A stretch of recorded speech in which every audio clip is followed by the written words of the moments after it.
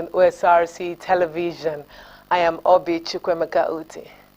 It's day 217 of the ongoing strike action by the Academic Staff Union of Universities, Asuu, and the university lecturers are adamant about not returning to class until their demands are met.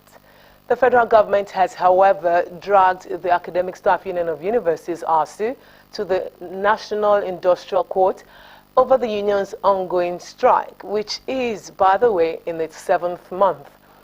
In a statement on Sunday, the head of press and public relations at the Ministry of Labour and Employment, Olajide Oshundun, said the federal government took the decision after dialogue between it and Asuu failed.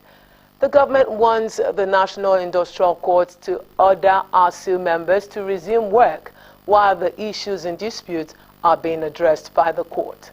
The referral instrument addressed to the Registrar of the Industrial Court was dated September 8, 2022 and signed by the Minister of Labour and Employment, Senator Chris Ngige. The federal government is asking the court to determine whether the strike by Asuu is legal or not, among other pleas. Our focus on the big issue today is on the federal government versus Asuu legal battle. A possible end to the lingering impasse? Now joining me to share his views on the matter as our lead discussant is an education administrator with expertise spanning across international relations, competitive political economy, development and transition studies. Professor Femi Mimiko, MNI. Thank you so much for joining me again on the big issue. Thank you very much for having me here. Great. As a stakeholder and an academic in the Nigerian university system, I'd like you to start by sharing your thesis, your views regarding the ongoing strike, because it seems that Asuu is now synonymous to, strike actions. How did we get here? Well, thank you once again for having me. I think it's important we put the issues in context so that we actually will understand the basis of the current strike action or the current dispute, as it were. Yes. Recall that Asuu wasn't formed to champion strike actions. Asuu was formed a few decades ago simply as a platform for organization for academics in the Nigerian university system. But the truth is that if you cast our mind backwards a little bit, you will discover that the type of attention, if you will, that the Nigerian state should have given to university education, indeed education in general, has not been there. And because Asuu is the association or the union of academics, it behoves on Asuu to take up these issues once in a while with the federal government with a view to ironing out some of the rough edges, with a view to having a Nigerian university system that is not only locally relevant, but also globally competitive. Unfortunately, when you have the government not prioritizing education or not taking the appropriate stance vis-a-vis university education, which is the specific in this case, you cannot but have this type of conflict, industrial conflict that you have between Asuu and the federal government.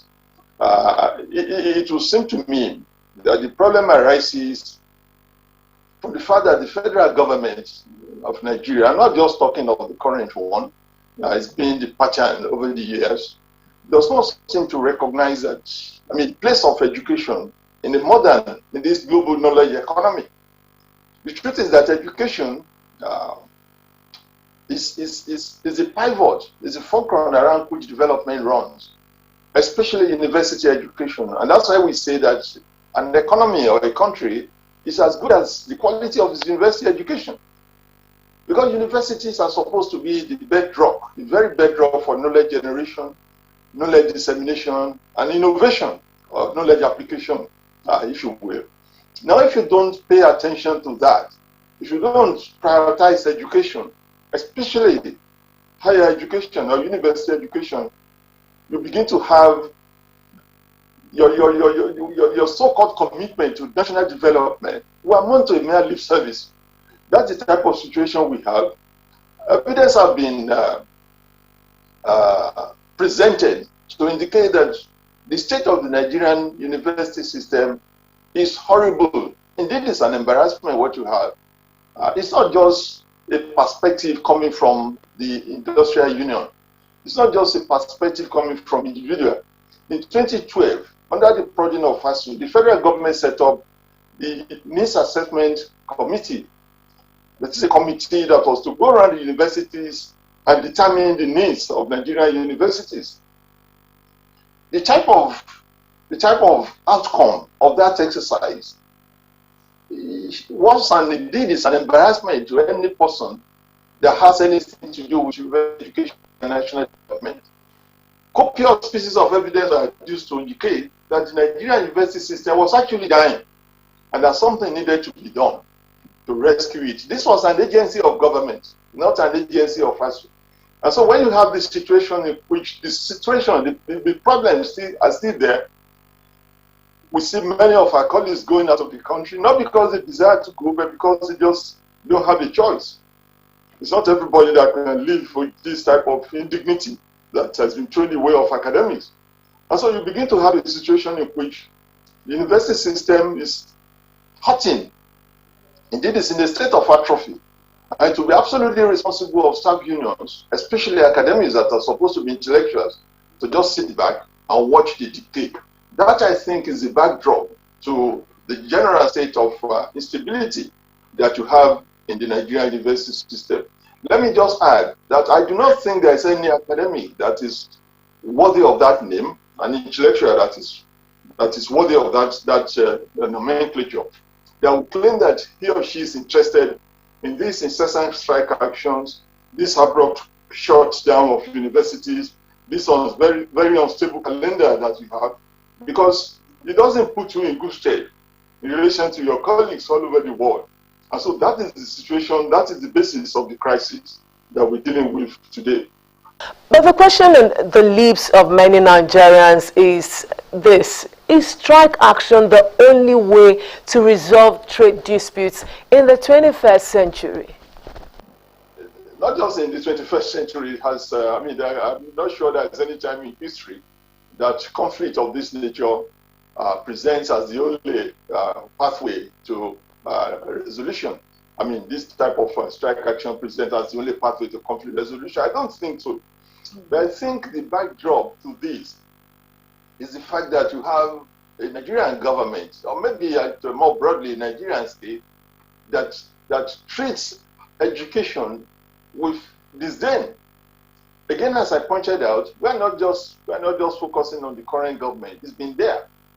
For instance, apart from 2008, under Yar'Adua, under President Umaru Yar'Adua, and I guess in 2013, I don't have the exact date now, only twice has the Nigerian government provided funds to education in the realm of 10% of gross domestic product.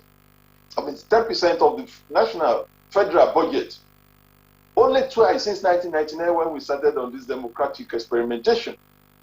And so when you give, this year we're doing just about 5.6% of thereabout. About a year or so ago, the president went to attend this global summit on education in London, where he made, copious promises about the need for funding to education to increase, first by 25%, then by 50%, beyond the global benchmark prescribed by UNESCO, 15 to 20% of federal.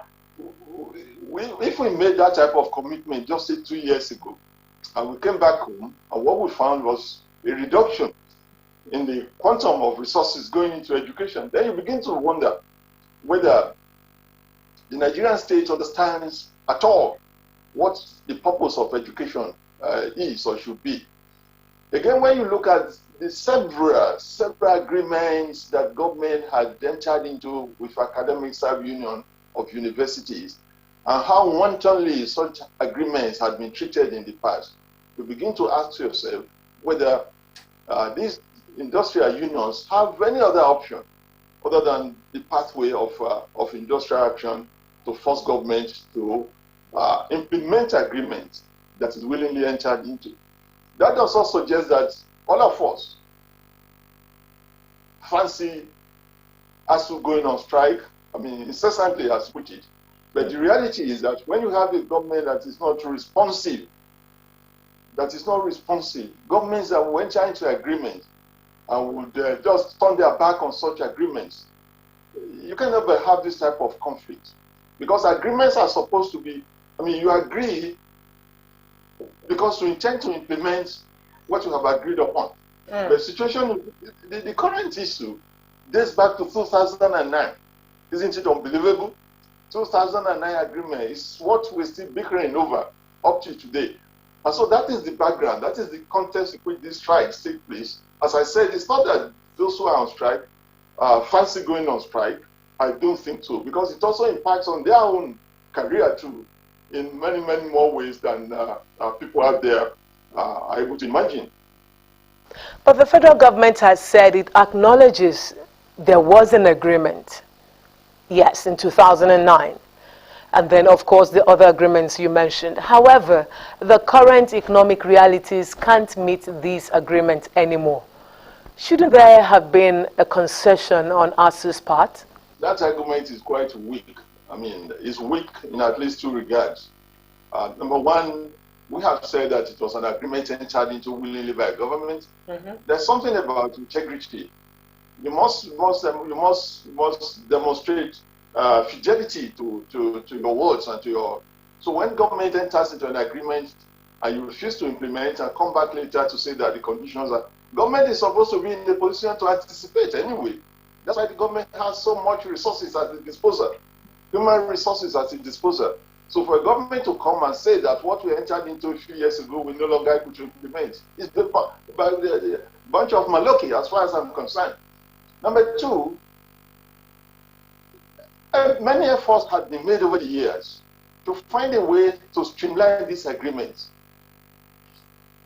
The purpose of this, the focus of this current crisis is not exactly the 2009 agreement. Many attempts have been made to find a way to smoothen the rough edges, if you will, of that agreement. It is all of these additional efforts that have been made by the two parties. The government is even finding it so difficult to implement. And so it will seem like it's a deliberate thing on the part of government to just keep the universities the way they are, probably because government doesn't have a good enough understanding of the relationship between university education, innovation, and development. And that's the problem we have. At any event, what Asuu is saying now, I don't speak for Asuu. I am not actually, I don't really belong into what you call the mainstream of Asuu. But what Asuu is saying is that even when government finds it difficult to implement these agreements, for God's sake, the appropriate thing to do is to sit down in the best principle of collective bargaining and iron out the rough edges, smoothing what you need to smoothen, and then get something that is implementable. That is what Asuu is asking for. But what government has chosen to do, in a very funny way in this instance, is to come to the table and say, well, that is what we have, you either take it or leave it. No intellectual, and I repeat, no intellectual, no academic, we want to live with that in a country that belongs to all of us. Government is just an agency of all of us. And so there's a limit to which government can throw its shoulders up and just say, this is what I'm giving, and you take it or you go to hell. That is the type of feeling that Asuu members all over the country have. That government is treating them in this regard, that whatever we want to do, you can go ahead and do it. This is the limit which we can allow. And as I said, I don't think there's any academic anywhere in the world that is a true academic that will be comfortable and be willing to accept that type of diktat. The trading of blame and meetings ending in deadlock has resulted in this protracted strike action, and it seems there is no hope of it coming to an end anytime soon, with the FG's latest move of dragging Asuu to the National Industrial Court. What, in your view, is the import of this move? Well, it's unfortunate that we are going this route. Let me just put it this way, because personally, I don't see how this strike action is going to end very soon, given the way that government is handling it. And I really don't know why it is so difficult for government to find a way around all of these issues. I mean, this is not rocket science. People laid issues on the table, and you address them, and we find a common ground, and we move on. The government is the inertia is so sickening. Now, the situation, if you take Asuu as a body, you can identify, I mean, roughly two tendencies in Asuu. There are the tendency that I call the mainstream tendency in Asuu, that is peopled by very radical academics, many of whom subscribe to this Marxist-Leninist ideological position, who feel disturbed by the path that the government has chosen to take. The idea of saying that this is what increment in emoluments we can allow, take it or leave it.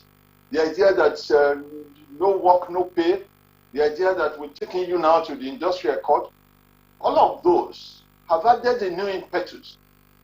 So that constituency, that group among academics, that group that is radical, that constitutes the majority, that we like it or not, the mainstream, as I call it, it has given them a new impetus to say, let us see the end of this. We're going to go all the way. So slug it out with government and make a point that this country does not belong to government. The sovereignty of this nation lies with the people. And so there's that tendency in Asuu. There's another tendency, smaller in terms of number, represented by some of us who feel that, well, yes, government may have made strike action inevitable, but we must begin to see what we can stretch, how we can go about handling all of these issues such that we reduce the number of strike actions we have. Another perspective of that school is I, for one, I do not think it is appropriate to continue to pay the minuscule amounts that university students are made to pay in the Nigerian university system. I personally believe that there should be a modicum, an arrangement under which undergraduate, postgraduate students will be made to pay a little more, but in the context in which government sets up a very robust loan scheme, such that any undergraduate, any postgraduate student in any Nigerian university, private, state, or federal, as the case may be, that requires some level of support to fund his or her education, to be able to go to such a loan platform and take out something to pay his or her way and a program of repayment. That is what is done in several countries, in several jurisdictions all over the world. And I cannot see why Nigeria cannot go that route. A few years ago, the Education Bank was set up in the 80s. Again, part of the lack of capacity that defines the Nigerian public space, that system collapsed. And so there are some of us who believe that we need to do that, such that the universities will be in a position to charge some tuition.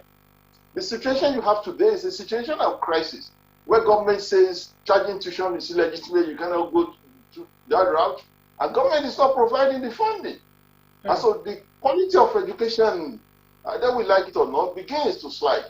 And so that constituency, the minority, if you will, that subscribe to this position, also believes that it is high time we found a way out of the crisis. And that all of those issues over the years that have been the basis of these strike actions should be sorted out once and for all.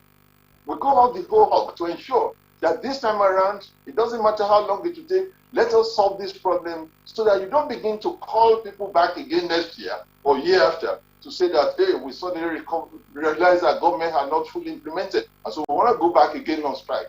There's that school of thought. So the implication of what I have said is that there's a convergence, as it were, of thoughts between the radical elements in Asuu who believes that, well, it is time to take on government and ensure that we do not allow government to run away with this type of thing they're doing. And those who believe that, well, we've had enough of strike, but this one, let us get it to a logical conclusion so that there won't be need for another one in turning around the bend. And so that is the situation you have. And that gives me the concern that it's not likely that this strike action is going to be called off very soon. I recognize that government has a right to go to the industrial court. Why they had to wait for 7 months to do that is left for government to answer that question. Whether the industrial court is going to be able to give the type of instruction that government is asking it to give is another kettle of fish. Whether Nigerian academics will be willing, in spite of everything, to be ordered back to work is a different ballgame. All right. So the situation is quite challenging.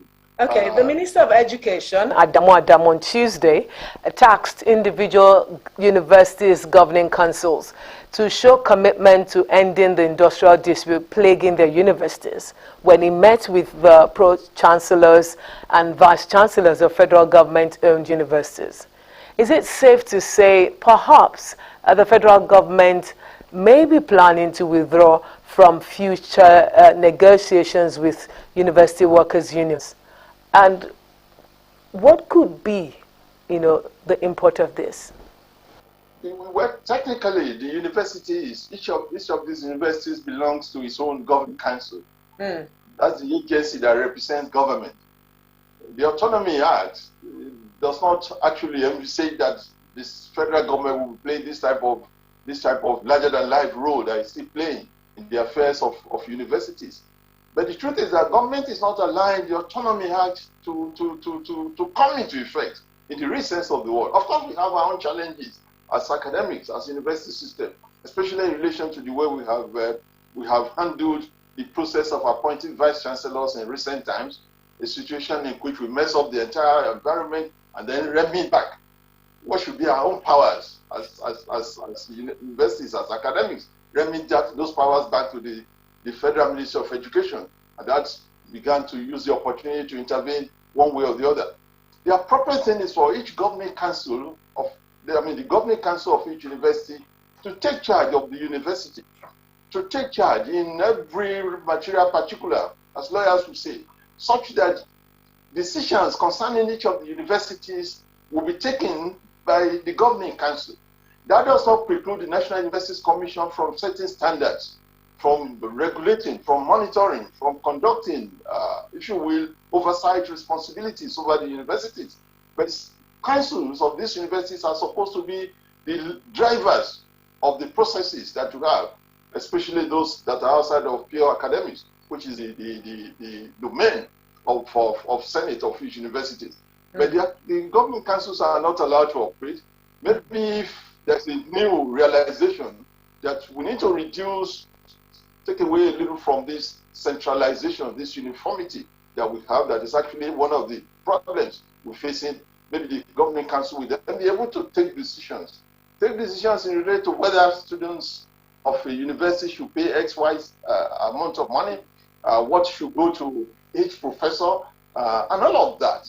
These are the type of things that are done in several other climes, and you have it with pants after in Nigeria, which unfortunately we still don't have. Now let's talk about one of the key issues in this matter, that is FG's insistence on implementing the no work, no pay policy. Should lecturers be demanding for payment for these past 7 months in the first place? Well, you see, there's a current running through the universities, running through academics. A lot of people, a lot of us, let me put it that way, are of the opinion that Asuu has done more than enough trying to find a way to reset the Nigerian university system. There is evidence that governments, and I say it without any fear of contradiction, that governments, I'm not just talking of one government, have not demonstrated the type of responsible attitude. They have this inertia. They have this nonchalant attitude in relation to how to position the university system for local relevance and global competitiveness. So there is a whole lot of people who feel that, well, if the universities are going to be left the way they are, for God's sake, if that is what government wants, government can go ahead and do it. But that the condition of service of people in the system must be paramount to them. And that is legitimate. There's no question about that. I mean, there's no moralizations about this. If I work in a place and I can barely feed, and I see other people in other sectors of the economy doing well, and I just manage to get by, I have a duty to ask questions. I have a duty. The emoluments of academics have not been increased in the past 10 or so years. That's a major thing. How many sectors of the Nigerian economy suffer from that type of indignity? Now you see the way the salaries and emoluments of professors are discussed on the pages of newspapers and made the butt of jokes.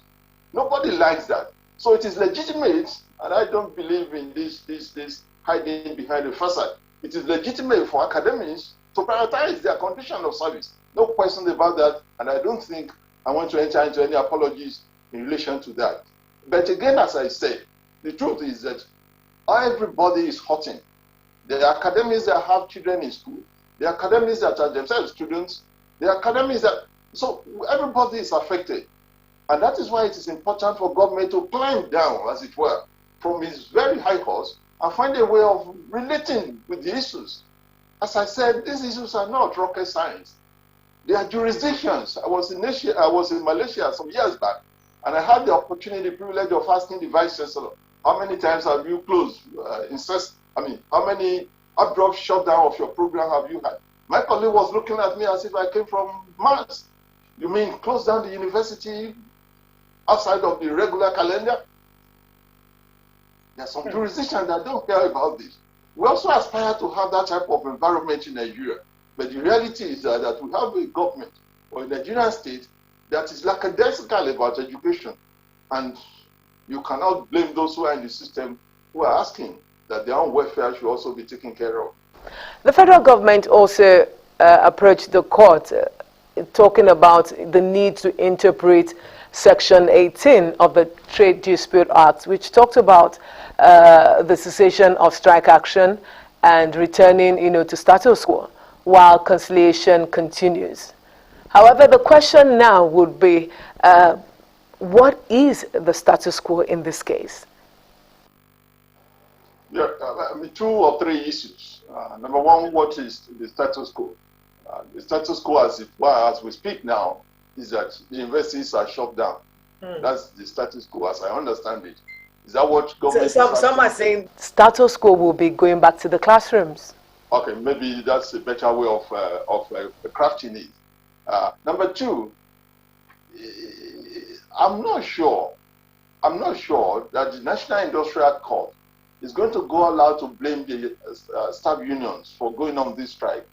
I have provided a background, and I think the leadership of Asuu has provided a background to the fact that this issue, this dispute, has a seed in an agreement that was signed in 2009.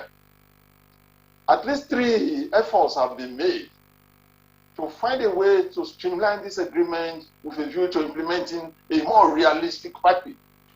That has not been done.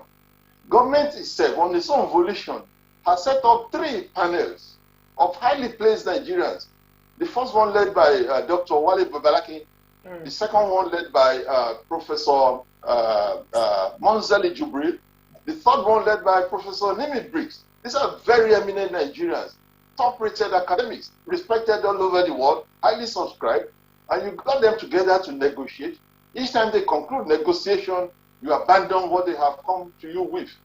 What makes this particular one particularly troubling is that the Nimi Briggs committee, according to the leadership of Asuu, actually brought this package that was looked at, and the Asuu leadership felt, well, since this is coming from government, let's find a way to deal with and accept it.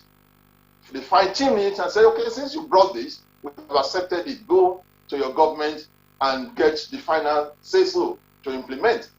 And at that point, the next thing you had was that some ministers came on television and started berating Asuu, started calling people names in the same government that set up a team that brought a package to Asuu, which package Asuu agreed to. And then you don't do that. You don't do that, especially in a system that calls itself a democracy. I know we are not exactly a democracy. I call it a democradura. I mean, liberal democratic system in which the rights are still not fully activated. But you don't do that. And so that is the situation. I don't think against that backdrop, any court will want to just come and lay blame and ask the staff unions, I mean, the academic staff union, to just go back, tail between their legs, back to school. I don't see that happening. I hope it doesn't get to that, because then the crisis, the conflict will get to another level. That I can make this that academics are really waiting and expecting to see what government is trying to do in this regard. I have been speaking with an education administrator with expertise spanning across international relations, competitive political economy, development, and transition studies, Professor Femi Mimiko, MNI. Thank you so much for sharing your views with me on the big issue.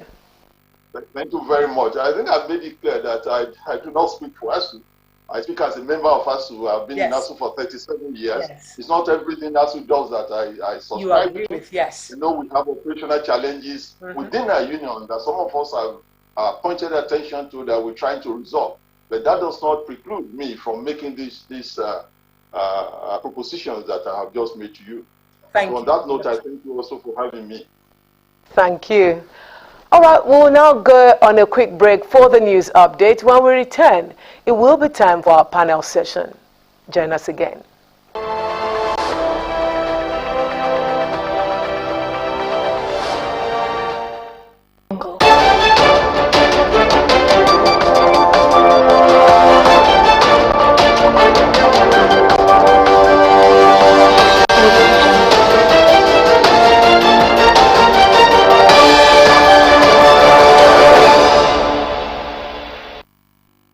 Thanks for joining us on the news update. Oluwatoyin Omodara is my name. More dignitaries and eminent Nigerians have continued to identify with the Akeredolu family following the passing of Lady Evangelist Grace Akeredolu, mother of the Ondo State Governor. The latest to visit the Kokindogba residents of the nonagenarian in Ibadan to condole with Governor Oluwarotimi Akeredolu and the family were the delegations of the APC in the Southwest, Ondo State House of Assembly, All Saints Church, Olowo in Kantu, Ondo State Algon, and Park Management Committee. Government House correspondent Wahab Bankole reports that the governor also had in audience delegations of Loyola College, Ibadan, APC governorship candidate in Oyo State in the 2023 election, Senator Teslim Folari, and Muslim community in Oyo State.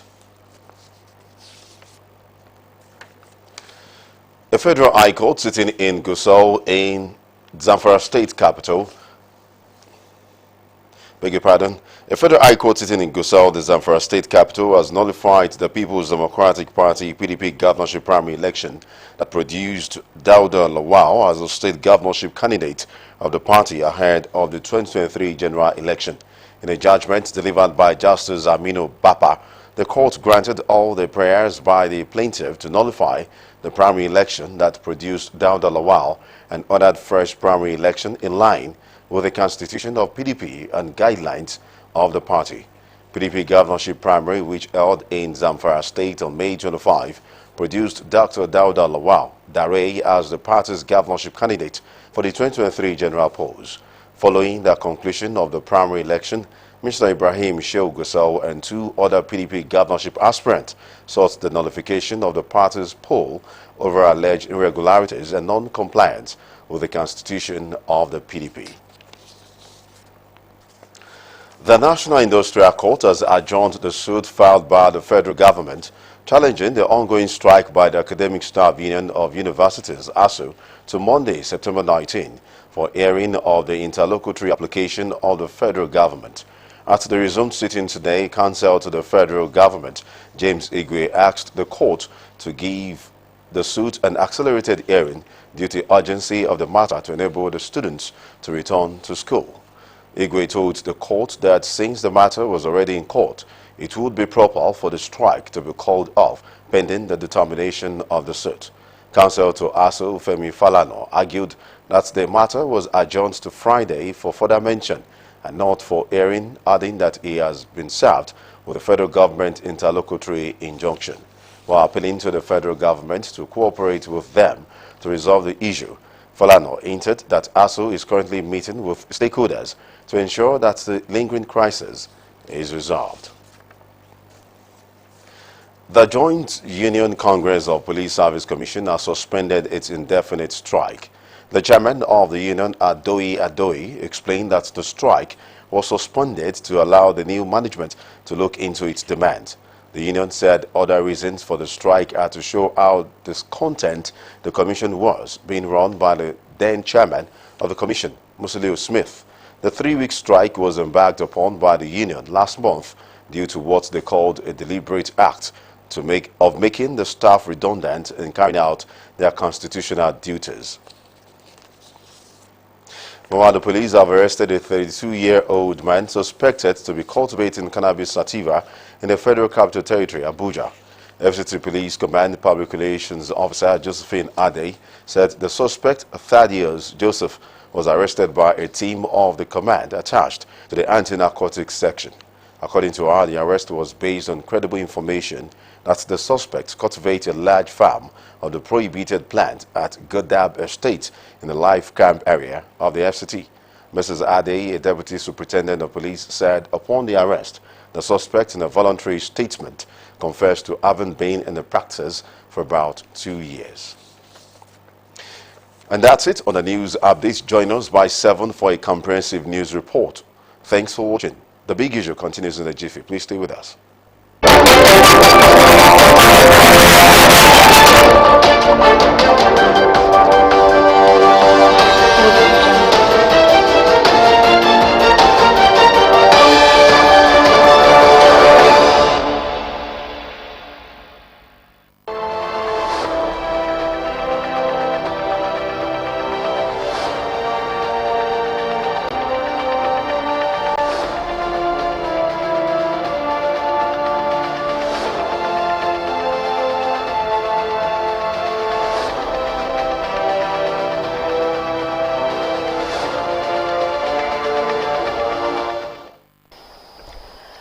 You're welcome back from that news break. It is the Big Issue on Osrc television, and I am Obi Chukwemeka.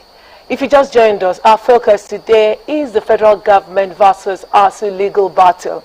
And of course, is this a possible end to this impasse? I'm now being joined by the panelists for today, Dr. Benga Abimbola, a university don, as well as a journalist. Thank you so much for coming once again on the Big Issue. It is my pleasure to be here. I also have with me Mr. Babatope Okeowo, a journalist as well. Thank you very much.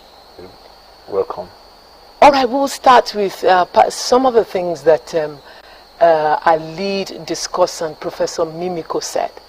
He said he's not in line with everything that Asuu does, but when it comes to these issues on ground at the moment, he knows Asuu is in the right.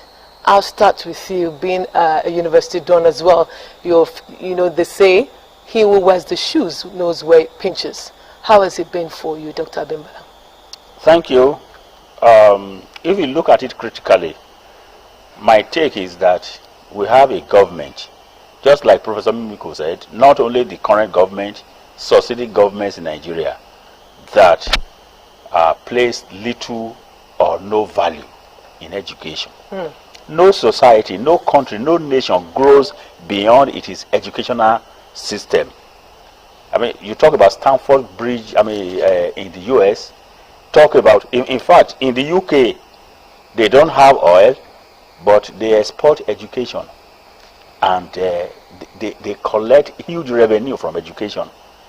The economy of the world today is no longer being based on those natural resources. It's based on technology, on intellect. And so we have the university is the apex of any educational institution in any educational system in any society.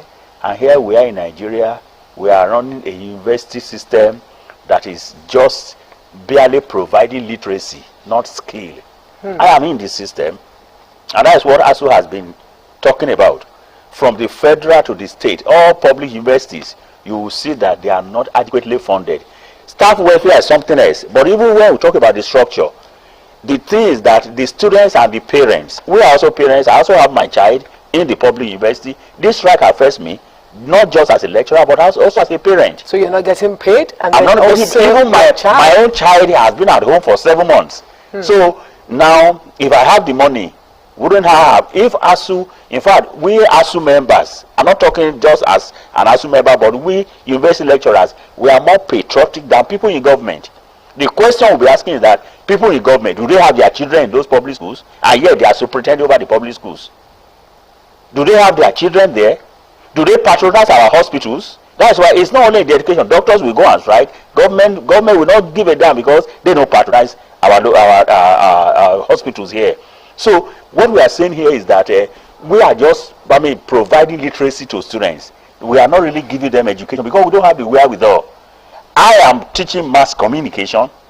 I am to produce journalists. And I have in my class, just one class, I'm not talking of all across the levels. In one level, I have over 200 students. How do I teach them news production, news gathering, news dissemination, and I will be effective when the studios, how many cameras do we even have in our studios? These are the issues we are talking about. So when Asuu is talking about, we are not talking about science. We are not even talking about medicine. We are not talking about gadgets, yes, modern day technology, engineering, where they also require all this heavy equipment. You see that the university is not well funded. Universities in Nigeria, they are not well funded, and yet you blame the teachers that they are producing half-baked graduates. How will they produce even half-baked when there is no heater to even cook? These are the issues. So that Asuu is talking about over the years, it has been funding. In fact, even as a lecturer, sometimes I used to even disagree with my union that why are you just talking about the welfare of the system and you are not talking about the welfare of I that I'm working in the system. 2009 is the salary structure that I'm still earning today. Nothing has changed. Nothing. Minimum wage had been done more than 2 or 3 times. It has not affected us. A professor, a full professor, who is a professor, is still earning 300 and something thousand naira. That is a professor. And yet, so you say that Asuu members, they are selfish, university workers, they are selfish, they are after their own interests. But for Asuu, the public universities will be worse than what these public secondary and primary schools have become. And that's what government is really trying to make sure that they weaken the public institutions so that the private institutions where they have interest can thrive. And if that is the case, the children of the masses will suffer. I want to buttress what you said. You know that during this period of strike, about 7 months now, we have seen the number 4 citizen, although he has apologized, had gone to Harvard to obtain a certificate. Children of governor. We have that of Wike. We have Ganjuje. We have another governor, maybe in the east. Even the minister of education. Exactly. So when you look at this, you discover that their children are doing graduation abroad. And you want them to fix our education. It's just to buttress what you said. So it's a big problem we have found ourselves. And okay, he also mentioned the issue of funding, which Professor Mimiko actually spoke about as well, talking about the need for students to have to pay more than what is obtainable today. If we all know that across the globe, education is not cheap. I have said it that university education cannot be free. Look at it. Primary education is not free. It's not. It is only when you go to public schools. But you see that people have lost faith in public schools, primary and secondary. So they send their children to private secondary schools, and same thing in primary school. Even those who think that how would they afford this money? So if we have seen that in public primary and secondary school, the parents should be ready at least to contribute to the education of their children at university level. it will not, government will subsidize, no doubt about it. But it will be wrong to say university education is free. Many parents will tell you it's not free. They pay some token. Let me tell you, I have a child in public university and has been home for 7 months. Now. What we paid for a session is not what we paid for a term in secondary school, and that included hostel in university. So when you look at it, we pay for okay, hostel. now versus private secondary schools. Yes. So what I'm saying in essence is that in public university, the tuition, especially in federal, is free. It shouldn't be free. We should be made to pay token to assist the government, and that is why I say I think the Asuu should shift that their hard stance on no tuition fee. If you look at the current living conditions, standard of living of the common man on the streets of Nigeria, and you know the fact that it's getting harder, the inflation rate is biting hard, and then you're proposing that parents need to bring something more in order to get their education. They are not bringing anything before. Are you not saying that parents of the poor or children of the poor will not have access to education at all? You don't look at me and say I'm a rich man. Far from it. What I'm saying, in essence, is that parents should contribute. We have colleagues that are sending their children to private universities. Some people send their children abroad, and in record time they graduate. When they are looking for a job, they give preference to them because they know that their education is uninterrupted. And then the age, quota and all of that. So look at somebody who has been in part 1 since 2020. If this is 2022, he's still in part 1. And then incidentally, we keep having JAMB every year. Every year. So you know that by next year, the competition will be too stiff. Because many people, many sets now from secondary school would have been ready. Already. They are ready now. They will write down, and many of them will be writing down. So that is the problem we have. So it is high time we have that into our mind that parents should contribute. I'm not saying it should be a big amount, even if it is 20,000 as tuition fee per child. Parents will afford it. It will help the system. Unlike when you say okay, it's free, so what you only pay for is library, utilities you use in the school. No, we shouldn't do that. We should help for all the system. Okay, one of the things. Okay, sorry, please. Right, let me talk about the funding that we are talking about tuition and all the rest. The argument of Asuu, and that is why we must balance it. I also, as a person, as a parent, and as a Nigerian who is also struggling to survive, I believe that university education cannot be free. My child is in a public university, not federal, state. All state universities in Nigeria, they pay tuition. Yes. And I know how much I pay for my child. So I also believe that saying that parents should not pay any tuition at all, no, I won't support that. But Asuu has an argument. The argument of Asuu is that this tuition we are talking about, government has the capacity, government has the resources to fund education. It's about priority. Despite we're being told about the economic realities. Yes, even within the economic realities.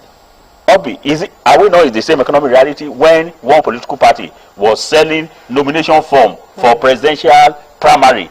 Nomination form for 100 million, and more than 20 people purchased them, and many of them they are serving in government, and they purchased that form. In a same climb, it is enough. That alone is enough for people to be on the streets. The parents, Nigerians, we are not ready. We are not ready for good governance. That is my take. We are just not ready. We are too docile. Do you know why I'm saying that? What Asuu is doing now, an average parent, an average Nigerian is seeing Asuu as an enemy, that Asuu is delaying their children. Now, when you now say delay, I now ask a question. I'm in the university system. So you just want them to come in, graduate without acquiring education, without acquiring skill. And that is why today, when I graduated from the University of Ibadan 20-something years back, I applied to 3 universities in Europe. They did not ask me to write anything. They did not ask for it. They gave me unconditional admission for postgraduate studies. You can't try that now today. They will ask you to write TOEFL. They will ask you to write this. They will ask you to write, because they are already losing faith in our educational system. They know they also have their own technology to monitor. Now we have more students. In my class at the University of Ibadan, we were about 51, and our lecturers, when they admitted us, they shouted to the rooftop that we were too many. That in communication, how can you admit 51? But I'm telling you now, that I graduated from that, my predecessors, they were not more than 30. Now I'm teaching over 250 students in one class, for journalism, for broadcasting, for whatever. And yet you say, so parents just want their children to come in and write exams. It's very easy to write exam and pass. Exactly. But have you acquired knowledge and education? And you are going to be competing globally.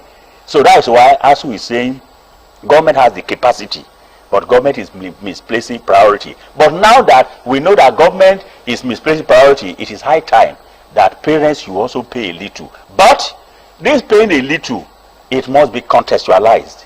And what Asuu is saying, that before you can ask parents to pay a little, some parents can afford, some cannot afford.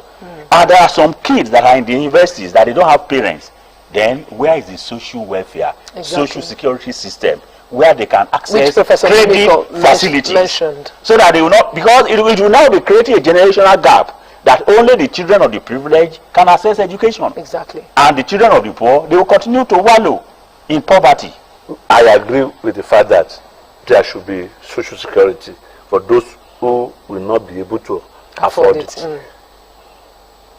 I remember that some students, even when I was in the university, had to do some jobs, menial jobs, alongside studies, for the payment of their school fees. People also do it abroad now. Yeah. So what I'm saying in essence is that education should be co-funded. We shouldn't leave everything to government. Let me tell you, not without holding brief for the government, there are a lot of responsibilities that the government had to do. Government at all levels. We complain, if you listen to programs on our channels, especially our radio, you see people calling the roads to a specific place is bad. There's no roads to this. Federal roads especially. And even state roads. Even state roads as well. Because people are moving from the center of the city to the interior. So they need road to get to their destinations. They need road to get farm produce or products to the town. So people talk about road, they talk about electricity, they talk about other social. So we cannot leave all those things and focus just on education. The no work, no pay policy is actually one of the key bone of contention at the moment. But before we talk about that, the fact that when you heard that the federal government has taken Asuu to court, to the National Industrial Court, what was your take? Well, so for me, it shows they are not ready. They are not ready. Government is not ready for anything. Government is not even interested in the university education. Government wants collapse. Perhaps government just wants a way of Asuu shifting ground, you can give let them go to court. They are going to court already. If the court says return to work and they refuse to go, that's to also another they refuse to go to court. I'm not a lawyer. Well, even I'm not a lawyer, and without preempting the judge, whoever is going to decide the case, the truth is that in labor laws, there is what we call collective bargaining. And collective bargaining has given rise to what Asuu had done with government over the years. Now, when I say all government, successive governments have failed, but this particular government now came with a promise that it was going to address Asuu issue. It was going to address education, but it has failed as well. And when this government came, Asuu approached them, and they said, Asuu, come, that 2009 agreement is too big. We can't do It's it. not realistic. It's not realistic for us. We came, there was what they call a recession, that we just came out of recession. And Asuu said, okay, what do you want to do? They agreed. They now factor what they call memorandum of understanding out of that agreement. That is, those things that government felt it could work with, government said it. Asuu agreed, and Asuu suspended the strike that time. I'm talking of memorandum of understanding. No sooner had Asuu suspended than government reneged. Government didn't do anything, and it took many months. After about 1 year or whatever, Asuu went on another. And one thing, people just look at Asuu as if they are strike mongers. It is not so. I've been part of Asuu leadership before, and I know how it works. Sometimes Asuu will write about 50 different letters. None of them will get reply from government. Asuu will be knocking at the doors of the education officials. Nobody will reply them. It is only because government does not listen until you go on strike. The same thing with doctors and whatever. Now, after government reneged and Asuu went on another strike, this current government, the government called Asuu. Asuu now said, this time around, we are not going to do any MOU, memorandum of understanding. What can you do in the immediate and the middle term and long term? So now for the immediate, Asuu now said, let's call it memorandum of action. They didn't call it MOU again, MOA. Government said maybe out of 70, out of 100, we could only do 20. And Asuu agreed. They called it memorandum of action. And Asuu suspended the strike. Government reneged again. And then you are saying that government has integrity, that government is serious about education. MOU, the government signed, it failed. It didn't do. Agreement. They signed, it failed. MOU, they signed, it failed. MOA, they signed, it failed. And in all these things, government was, just listen, government was raising panels. Professor Mimiko also alluded to that. Yes. First, Dr. Wale Babalaki's panel, and that panel made, and Wale Babalaki was an appointee of government, not of Asuu, made recommendation. This and the thing failed. Government didn't do it, and they also brought Jubril a panel, Professor Muzali, and that one also government didn't do. This current strike now, government brought Professor Briggs. And Professor Briggs was an appointee of government because Professor Briggs is a pro-chancellor of a university. That is an chairman of the governing council of a university, federal university. That means government appointed him. He's a political appointee of government, not of Asuu. Asuu didn't appoint him. And government officials, Ministry of Education, they were all part of the negotiation. And when agreement failed, MOU failed, MOA failed, this Briggs commission, committee, they brought everybody together, and Asuu nominated his own representatives, and they all sat down. Our government brought his proposal. Asuu looked at it, they negotiated. That is collective bargaining, and they agreed. They submitted to government. It took government more than 4 weeks before government even acknowledged that something had been submitted to them. And Minister of Education came out and said that it was Asuu that dictated. How on earth can you appoint a chairman and somebody will dictate? That is another thing. Is to tell us that now, if government knew it would go to court, why did it delay it 7 months? 7 months. And I'm not a lawyer, but I'm very sure that in the National Industrial Court, we also look at the labor laws of what we call collective bargaining. How can government now wake up? Government was now saying that I am dashing you 25% salary increase. I'm dashing you 38% salary increase. It's not done anywhere now. And I ask government, what does it translate to? If you are earning 100,000, if they dash you 20% increase, is it on the 100,000 or some percentages? Government has a lot of things to hide. Well, what people saying about the court case is to prolong the strike. Of course, yes. Now government is buying time, using it to buy time. The decision of industrial court is not final. It can still get to appeal court. Yes. It can still get to Supreme Court. So for how long? So just elongating the process. No, and buying time. And that's why I said, assuming without considering that the Supreme Court, maybe they fast track the decision and say, okay, lecturers go back to work. And if they decide not to go, what will happen? There are some laws, there are some judgments that so it cannot be implemented. So the judgment will not be implementable. Will you force somebody who has not been paid for 7 months to go back to work?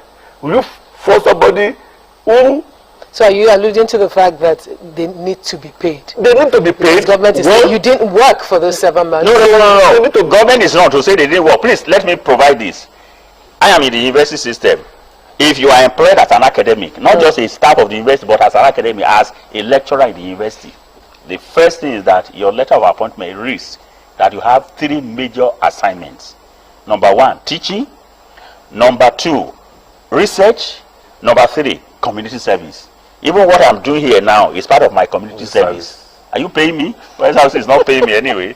So now you are researching, and I'm researching, and I'm the only thing you are not doing is teaching. Teaching, and my research goes on and on. Even as I sat down and we were waiting for this place to be set up, I was already responding to an international journal that has sent articles for me to review for them.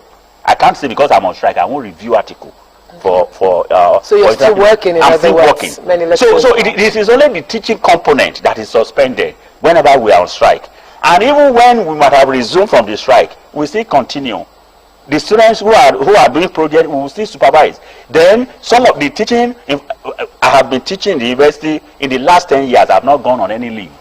It's not that I wouldn't want to, but how can I go on leave? Who will teach my courses? When because we have not had any long holiday because of strike, so we have forfeited holidays.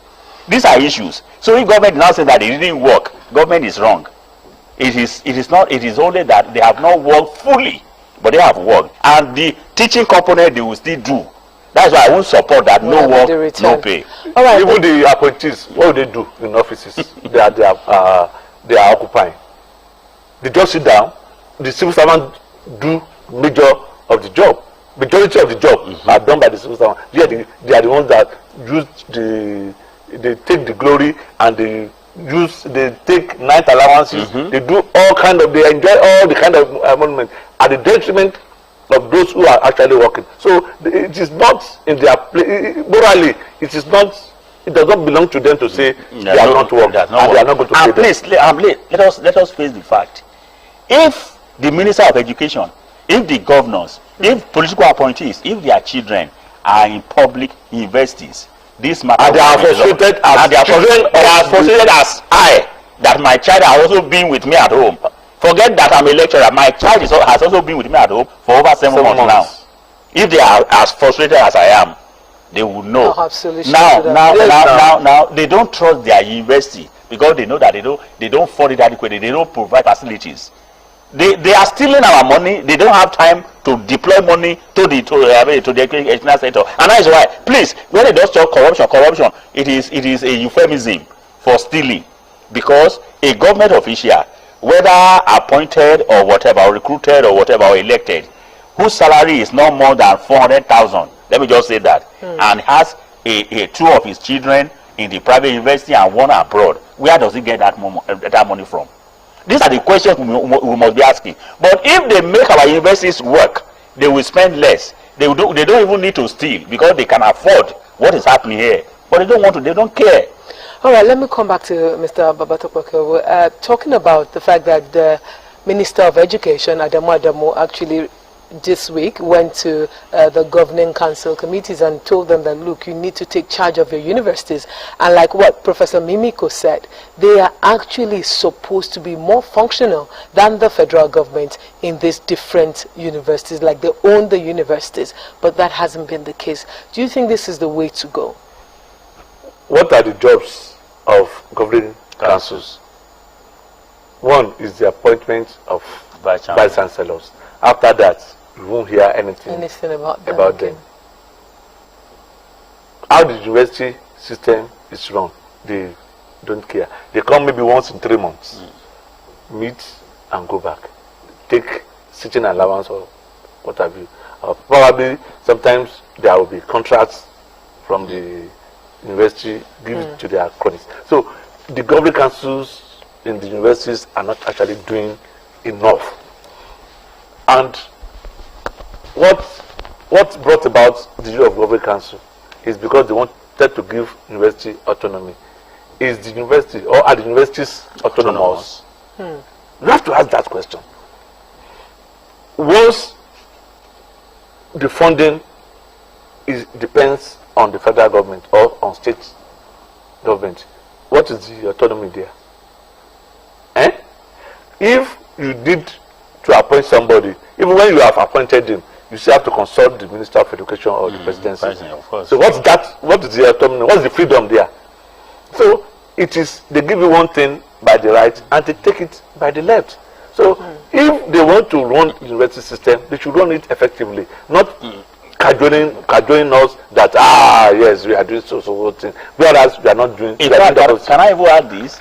For you to know that government is not sincere, I wish parents and I wish Nigerians should see from this angle.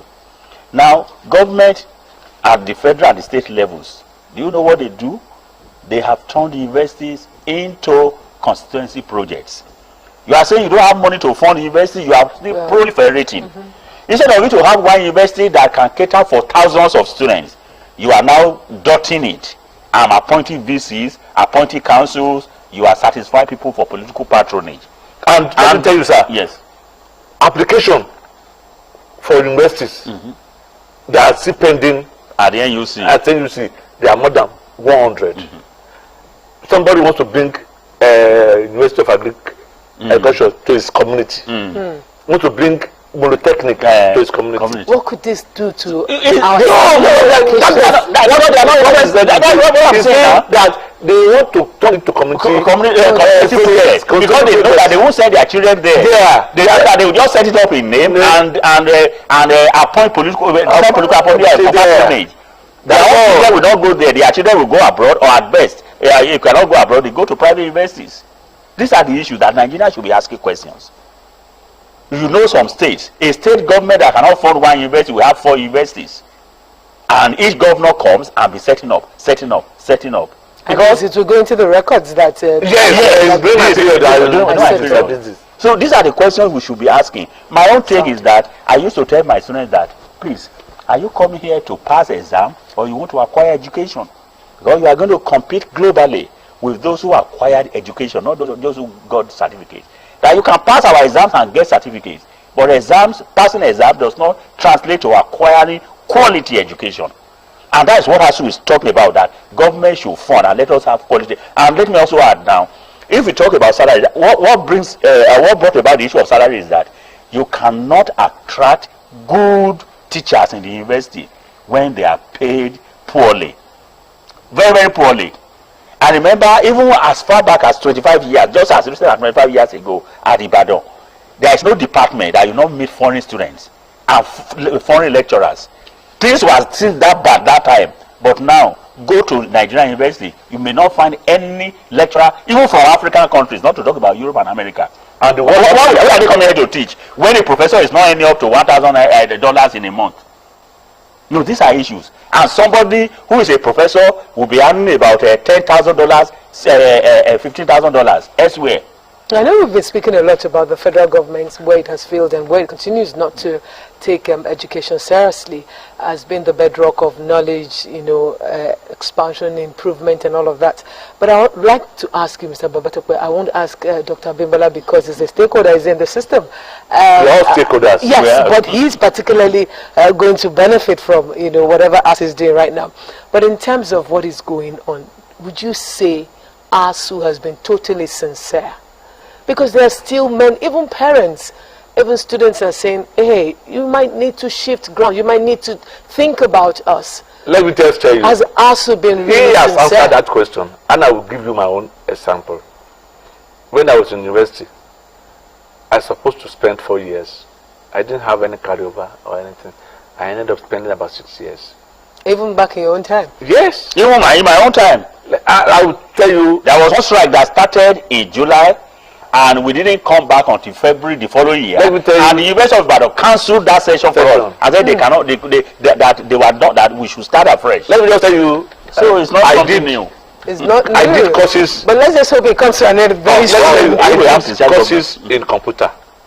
But I didn't see computer until I graduated. And I passed those courses. Can you imagine? Yes. Just they do it on board. This is what they call mouse. This is what they call monitor. This is what they call CPU. No, these are the things we are talking about. Because what they will let take us to computer lab or computer with about 500, and the place was so filled up. I couldn't see computer until I graduated. and I didn't know how to operate it until I started journalism. So what we are saying is that if we are talking of funding and the lecturers are complaining that they are not well funded, it's a different thing from their salary. Yes, like you said, salary need to be enhanced, but the working condition, the tools they are using, why are those students in private university, what are they benefiting? Is because there are fewer students with facilities. So that is what we are talking about. Sorry, let me put it. Some universities, as we speak now, students, they study under the tree. I'm telling you, some universities, the lecture hall, what they call the lecture hall, lecture theater, they just exist in names. When you have a lecture hall that can seat 500 students, and you put 500 students there, sometimes 700 students, and there is no PA system, and there is no magic board, and there is no technology, some students, more than half of the class, will be cut off from your teaching. And yet, parents just want students to come, graduate. Let me just tell you, the issue. Some students, I didn't even see the picture. Students learning through the window. They will hang yes, on the window and be peeping. Because there is no vacant space in the. Yeah, because they know that that all what we do is cost system. That is why our educational system. I wrote a piece recently. We need to really overhaul our educational system. It's like there is a lot of fraud in the way we run our educational system, especially on the part of the owners of the institutions, government. That is, how on earth? Because people, what we do now, even the reward system, the university, it also calls for question. What is the reward system? Now, a student, you just do coursework, you write exam. In most of the universities, the theory is about 70%. The practical is just paltry 30%. Now, there is practical. Yes. Now, in radio broadcasting, TV broadcasting as a course, for example, and you make practical 30 marks, theory 70 marks. Somebody who has never faced the camera, somebody who has never spoken to microphone, will still pass the exam. And you cannot, when you have over 200 students to a tiny studio, some of them may never enter the studio till they graduate. These are the issues we are talking about. That when we say that we don't have quality education.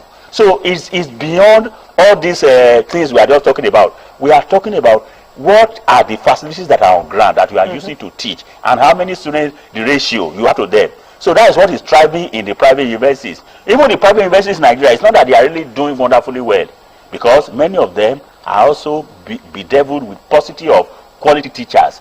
The only teachers that are stable in private universities at the senior level, not all of, but many of them are retirees.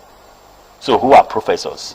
So most young guys, except those who are still rising, who are there and they are looking on how to jump out.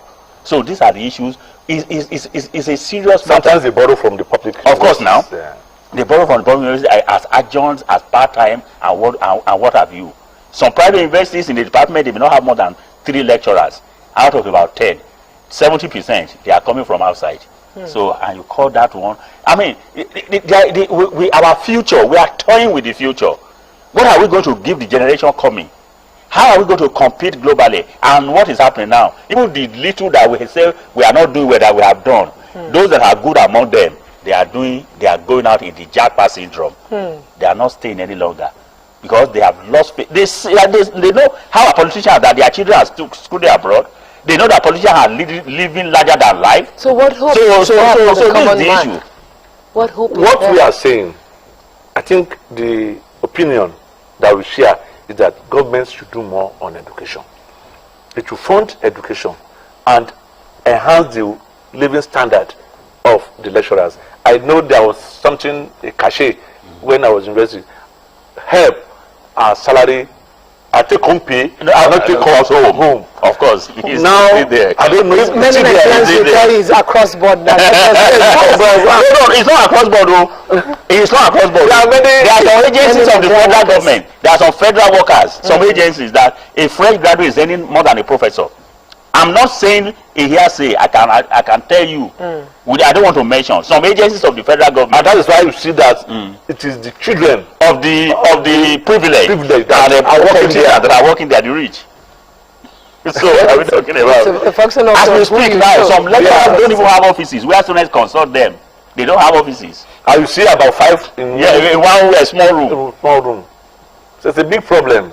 Now let's talk about, it seems like the vice chancellors have been quiet all this while regarding the strike actions. Is it that they're not concerned, or that they think, okay, perhaps we should just be quiet, Asuu is in the right? They are appointees of government now. They are appointees now. Even the vice chancellors, if you know, in that 2009, from 2009 to date, the vice chancellors, they have been outclassed, they have been separated from their colleagues.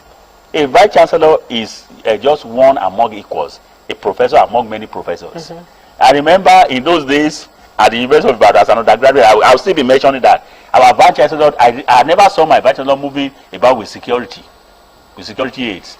Vice chancellor will walk across, they will now say, you will just see this their suit that I call coat, colonial suits. You know, wool. They will wear, they will be walking tireless in the office. The vice chancellor will walk into the classroom, come and see what students are doing. Vice chancellor will come to our Asuu building. Today, an average vice chancellor, because that time, how much was their salary compared to the salary of their colleagues as professors? Today, the disparity between the salary of a VC and his co-professor is more than only God knows. Heaven and earth. So heaven and earth. So now you want that kind of vice chancellor to support his colleagues against government that appointed him. These are some of the things that no government is using divide and rule. But even with that, we still have some vice chancellors that are also very reasonable. That they know that they are sitting on the university system that is not really well funded, that is not productive, that is just churning out graduates. And what without being educated. The vice chancellor, they may not be able to talk. Yes. When they are in the system. We have seen, but once they leave, they know that they are going back to that system. To that system. Especially a vice chancellor who has served out his term. He's coming back to his department to continue to teach. So, and we are just talking about strike. I see parents are talking as if we, the academic, are not affected. I have a lot of colleagues who ought to have defended their PhD now. Some have just started. Some are on their PhD program. They are also students. Have they not also lost 7 months? And I, as a parent, my child has also lost 7 months. As a PhD holder, yes. You want to aspire to promotion. All those things. So it's not that it's only we who have children that are granted suffering. Others, they are also suffering. So that's why the government should just take the... And I don't think Asuu is saying government must do it 100%. No. At least Asuu has shifted ground from 2000 agreement to memorandum of understanding to memorandum of action and to different committees. So now even government is not sincere. Government has got to court. Yet government has another committee. After Briggs committee, government rejected, the committee is set up. Government has set up another committee, is expecting report and went to court. So government is just buying time. The implication is that government is also afraid that another committee is set up. What the committee will bring to it may not be favorable. So government is buying time and that is why some of us are saying that we don't think there is an end in sight. But recently some stakeholders, neutral people, have shown interest, like past vice chancellors, past pro-chancellors, past educationists, some well-to-do people, civil society. They are showing interest. Now maybe if they come together, if government can listen to them, maybe they can not arbitrate. If Asuu can listen to them now. It's government. No, what I'm saying, Asuu is a body, is a union of intellectuals, and that is why you hardly fought Asuu when Asuu comes out. When Asuu was talking about IPPIS, that they cannot depend, they cannot use IPPIS. Government said bring, when government alternative. When Asuu told the Babangida government that education is not well funded, he said there's no money. That's why there is money. He said, where is the money? If you don't have this, the money, if you don't want to spend this one on education, we can teach you how to make more money for education. And they brought up education tax fund, and there was money. Now government is spending it not only on universities, on many issues, even up to secondary schools now, community schools. That one aside, Asuu is saying that IPPIS is fraught with some issues, irregularities. That let us bring UTAS. But they also said the UTAS did not pass their... It passed. It passed. They said that is what they said now. Now, look at the IPPS. Akata General. Look at how many billions. Of 80 billion naira fraud. Accused. I didn't say guilty. So where do you come? So Asuu would have done his own work. Asuu is saying there are lots of leakages. Lots of leakages in government treasury that block those leakages. You won't complain that you don't have money. But it doesn't pretend. They're not ready. So they are not ready we to do not block. have the political will to put in place, you know, to ensure that those leakages. Maybe they are benefiting. Of course, now. Maybe. So, if somebody is benefiting from the system, you don't want that system to end. So you want to fester and promote that kind of rotten system. That's why I see. How I just wish that, so the issue that of corruption parents will continue to and students and well-meaning Nigerians could see reason and see that they can now know who is the enemy between government and Asuu. Because an average person sees Asuu as an enemy, that they are using the strike to punish them. I have participated in many industrial actions that we call strike for more than 10 years now. And I can tell you that 90% of those strikes have never been on how my salary can improve, can even be increased. It has been on how to fund. And that is why many governments, state governments, they now catch on it through TED fund that Asuu brought. Many state universities are being funded by TED fund. If you go to some state universities now, because some people will say that you are in the state university, what is your business in doing Asuu, in going on strike? But go to my own university, I can boldly say, go to Akungba, AAUA. 80%, more than 80% of the buildings there that we call laboratories or lecture theaters or whatever, they are built from TED fund money. Okay. So these are because so you still benefit from because and it's not the lecturer that is benefiting, but the system. Because Asuu is saying that public universities must be well funded. What of scholarship? What of scholarship that they give to that lecturers? They give to lecturers? Yeah, from TED fund. They go abroad. They study both locally and internationally from TED fund. It's not like the states. The only thing is that if it is about salary, it is the state government that can now take responsibility over salary. Okay, so of state workers. Because a lot of people have actually questioned that why should state universities actually be joining the strike, and it does not concern them whatever federal government pays Asuu members and all of that. All right, now on Tuesday, the President Muhammadu Buhari, was in Imo State, where he was commissioning some projects, and he said, as far as he's concerned, his administration has done pretty well. What's your take on that? Let me just say this. That perhaps we're just not appreciating what he's done. Let me just say this. You cannot be a judge in your own case. You cannot be the accuser and the judge, the prosecutor and the judge. You either take one or even be the accused. You have to take one out of the four. So in this case, you cannot say he has performed credibly well and people are not. No, it is we that will say, yes, you have performed credibly well. And let me just say that sometimes a city government may not have value until it leaves. Maybe when they now compare it with the ineptitude of the next. Sometimes you say, because we were enjoying this, so this one stopped it. So they will now see that one as hero. We don't know the government that is coming. Maybe by then, if we have a better government, we say, thank God this one left. But if not, we will also continue to pray that we would have preferred this one to continue. So sometimes it's not good for you to mark your own paper. Like he's an educationist, he cannot mark his own paper. So he should, the boy should give his scripts. So who did this time? Of course, we are the one that can say he has performed or he has not performed. But kudos to him in that. Do you expect him to mark himself low, to score himself low, to give himself negative publicity? He's just talking. But Nigerians will know the facts. We know the facts. But as my colleague has said, we cannot say that the Buhari government that has failed 100%, that there is nothing good in it. No. Of course, when we compare his government with the immediate past government and also the government that will come, we will see some areas.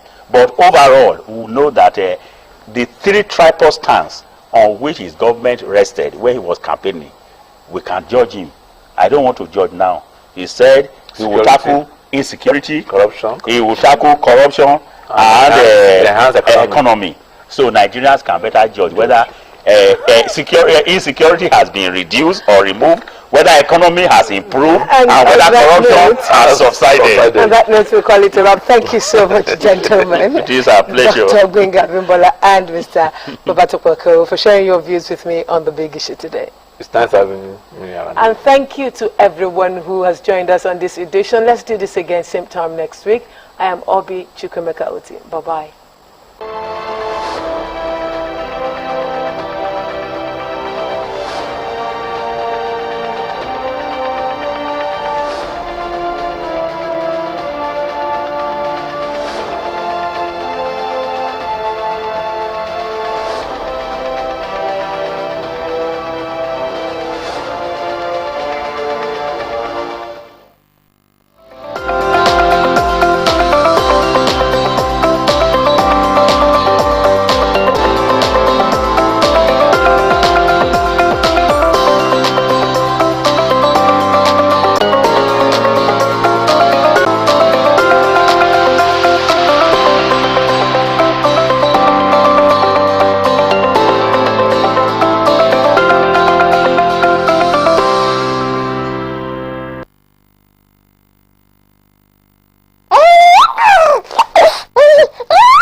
ìyá ọlọ́mọ nípínlẹ̀ Ondo ẹ tẹ́tí ẹ gbọ́ ìmọ̀ràn pàtàkì láti lè